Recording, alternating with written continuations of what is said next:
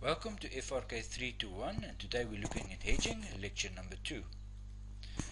With hedging, when you hedge an recognized asset or liability, you can do it either by way of a fair value hedge or by way of a cash flow hedge. When you do it by way of a fair value hedge, just remember that all the exchange differences that you calculate on this hedge must be taken, recognized into the profit and loss. So you'll have a foreign exchange difference, profit and loss account, and you will recognize that profit or loss there.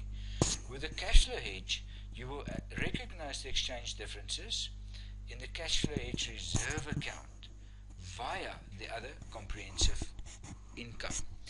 In this regard, let's have a look at class example number 1. There you have it. Scons Limited has a local currency of Rand, which is also the functional currency. And then on 1 December 20.5, the company ordered inventories to the value of $100,000 from a foreign supplier. And the inventories were also shipped free on board on that date. So there immediately you must realize that free on board, that's your transaction date. Then you can say to yourself in your head, now what happens on transaction date? On that date, I'm going to debit the inventories that I'm going to purchase, and I'm going to credit the creditor or the liability which is created due to this purchase. Also on that day, 1st of December, the company took out a 2-month FEC for the same amount as the creditor must be paid on the 31st of January, so 2006. So they took out this FEC for the full period from the transaction date until the date that the creditor has to be paid.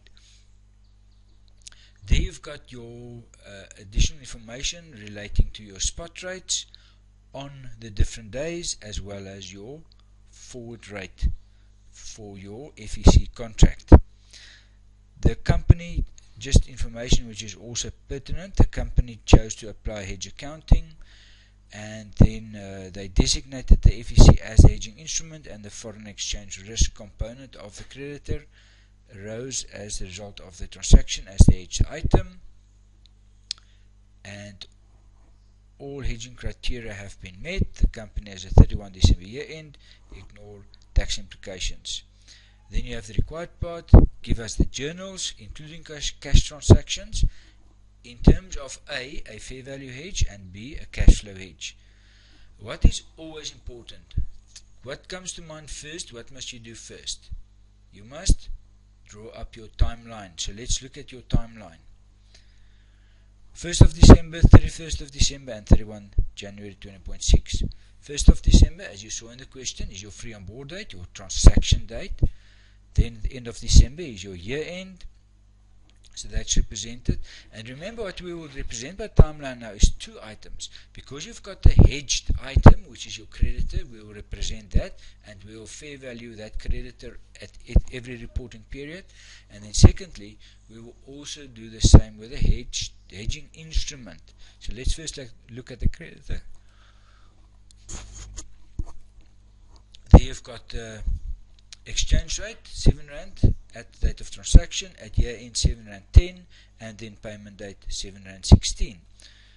When you look at the hedging instrument, the same happens, but now you must take the forward rate for the hedging instrument. So you start off with the 703 because that's where, or the rate at which the hedging instrument was signed, and then 712 is your year end rate, so that is what you will use to determine the value of this FEC at that date, and then on the 31st of January will be your maturity date. And for that, what we do there is we use the spot rate at maturity date to be able to calculate the exchange difference for that period. I would suggest that you go to page 24 of our handouts and look at that table that we set up there, because there you can see we've got the fair value hedge for hedge accounting. Look at the hedged item and how we do the transaction. Look at the hedging instrument and how we do the transaction. And the same with cash flow hedges. You can look at the hedge accounting. That hedge item will be exactly the same as in fair value hedges. It is with the instrument that there's a difference, and it is the way that we will calculate the profit or loss. I will now do the question by doing T T accounts. You can follow me by looking at your suggested solution, page 26, at the journals, and I will explain from there, and I will flip between the timeline and the journals that the T accounts that I'm going to do. So let's start off with the first T account. On your timeline, you can see there your transaction date, that one there. The rate for a hedged item is 7 Rand, and that's our transaction date. So on that date, we will take the inventories into account at 7. So it's 7 Rand times 100,000, which is our value, and so we will take into account 700,000 as the inventories, and against that we will have to be, our account will be the creditor. So we say there the 1st of December 20.5, and that is our creditor, and the amount is 700,000 rands.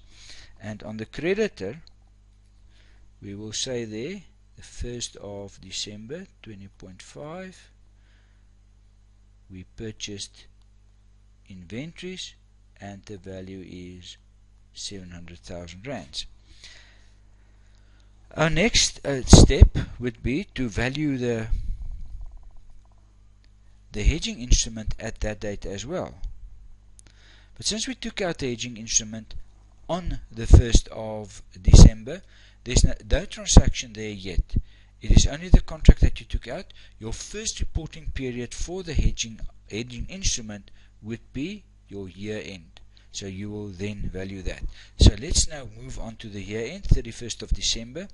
And the way that we will value the hedging instrument, in this case the FEC, is we will take the value of a 1 month FEC. Why 1 month? Because there's 1 month remaining until maturity date. So we will always give you these information, and you must just apply the correct one. So in this case there's 1 month left. So we will take the 1 month rate, the 712.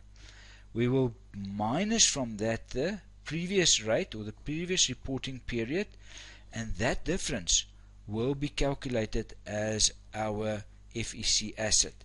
So we take that difference there, which is 9 cents. We times it by $100,000. $100,000, and we get 9,000 rands, and that is our calculation. Just to recap, the 712 minus the 703, 712 minus 703 gives us 9 cents. That 9 cents is the movement between the two times your $100,000, and that is the 9,000 that we've calculated here. So that is what we will now do. Let's do the journal.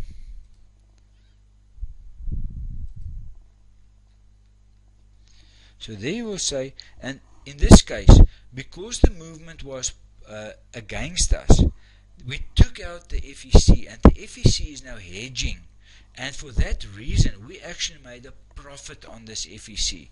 So we will say there Forex profit, and the amount is 9,000, and that will be the 31st of December 20.5. And because this is a fair value hedge, as we said previously, we will take this difference that we just calculated directly to the Forex profit or loss. So on the 31st of December 20.5, you will say there FEC, and the amount is 9,000 rands, and that is now the profit that you made on the FEC. On the other hand, you must also go and calculate the movement to the creditor.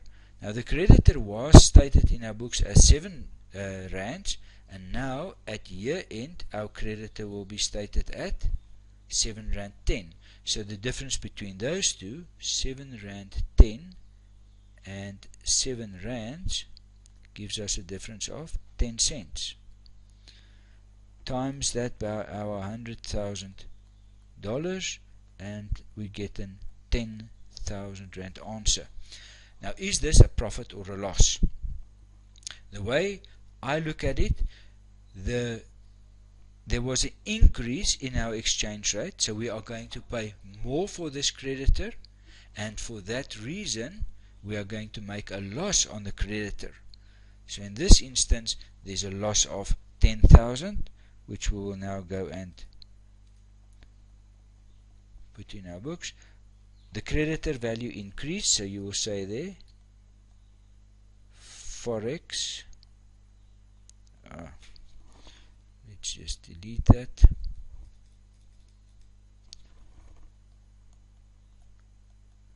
Forex loss of 10,000, and you will take that to the Forex loss account.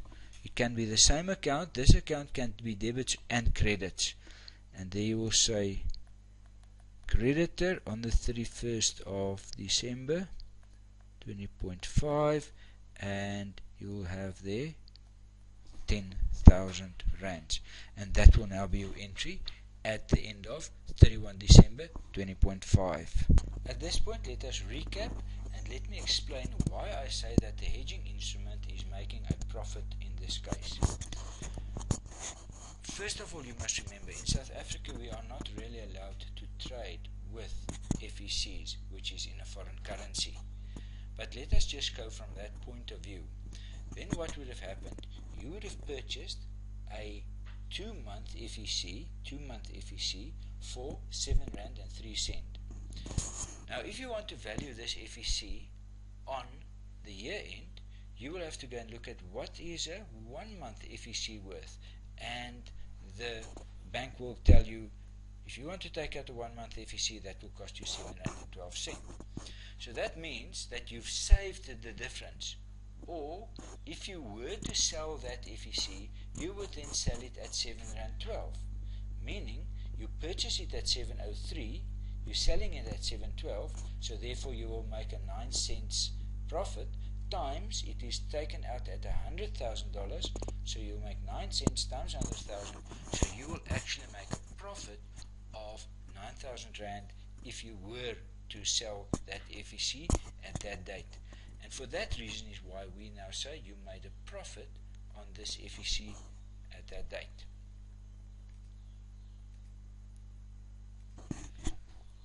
So we had our transaction date at year end. We had our transaction date, and we stated the asset at 700,000 rands. And then we had our year end date, and we looked at the value of the FEC, which we just explained, and the 9,000 we brought into account in our books. And then we looked at the creditor, and the creditor, the same principle applies in this, but here where you took out the creditor at 7 rands, you're now standing at 710. So if you're now going to buy the $100,000, it will cost you 710,000 rands. So for that reason, you made a loss of 10,000 on that transaction. And that is why your journal number 3 is debit the foreign exchange loss and credit the creditor with that amount. Now we're moving forward to the year end, from the year end to the payment date. First again, let us again go and calculate what the movement in the FEC was. Now I want here for you to look at that hybrid method and think what you would have done before I continue here. Just think a bit, don't look at your journals. What are you going to compare? We're looking at the hedging instrument, we're looking at the FEC. What are you going to compare? You have the 712. Now because it's maturity date here, there's a 0-month FEC. You cannot take out a new FEC, you are maturing. For that reason you have to use the spot rate at that date. Because what will happen? The bank is going to tell you, sir, madam, here is your $100,000, you must buy it from us, and you're going to pay your 703. That's what you're going to pay. but then because you need the cash, you're going to convert it at 716. So for that reason, you now say, okay, 716, which is the spot rate at this date, minus the 712, and that difference of 4 cents will be your exchange difference, times that by $100,000, and you'll get 4,000 rand, and that 4,000 rand, and that will be the amount with which you adjust your FEC at that stage. So let us have a look at the journal that we will put through. We will now say, we'll increase this a bit. We will say there on the 31st of January 20.6, again it is a forex profit, and this time it is 4,000.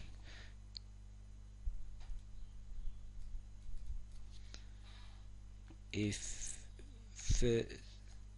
31st of January 20.6 FEC, and that is 4,000. So there you've done that entry relating to the fair valuing of the FEC on expiry date. And now we have to do the same with the creditor.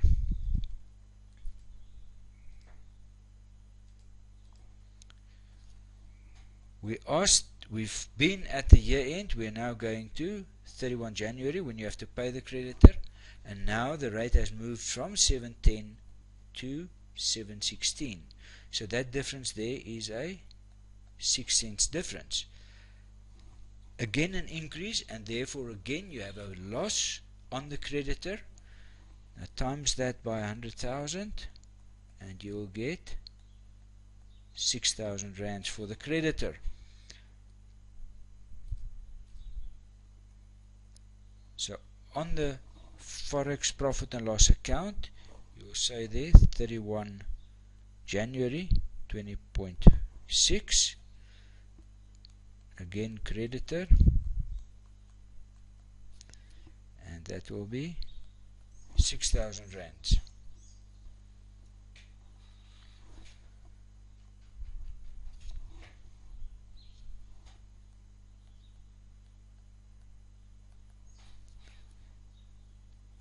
Forex loss 6,000. You can now add this account 7. Oops, let's just clear that.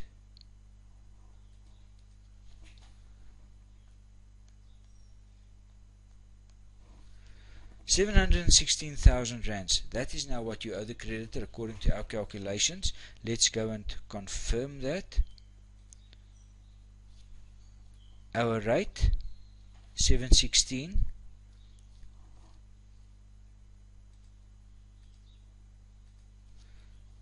Our rate at year end is 716 times $100,000, and that will give us a rand amount of 716,000. So we can see that the creditor is stated on the correct basis. So all that remains now, we have to physically pay the creditor and physically settle the FEC, and the difference is then our bank account. So let us have a look at that.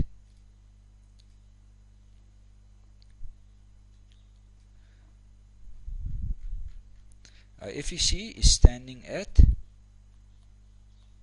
13,000, and the creditor, as we already said,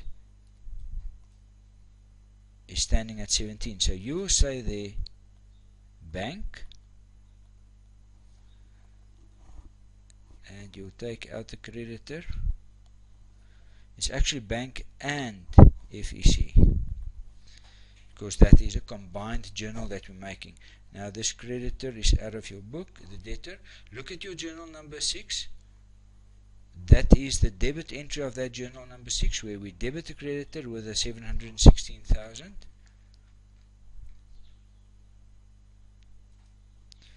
we credit the FEC with 13,000. Now the FEC is also out of your books, and the final journal which you can put through yourself will be the entry to the bank. And as you will see on journal number 6, that entry is 703,000. Now where does that come from? Firstly, it's the 716 minus the 703. It gives us 716 minus the 13,000 of the FEC. The balancing figure is 703, but let us also go and check that. We took out the FEC and we signed a contract for R7.03. Times that by your $100,000 and your answer is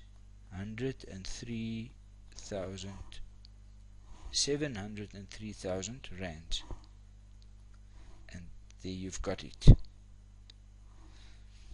Right, that is fair value hedge. Now we have to go and look at the cash flow hedge.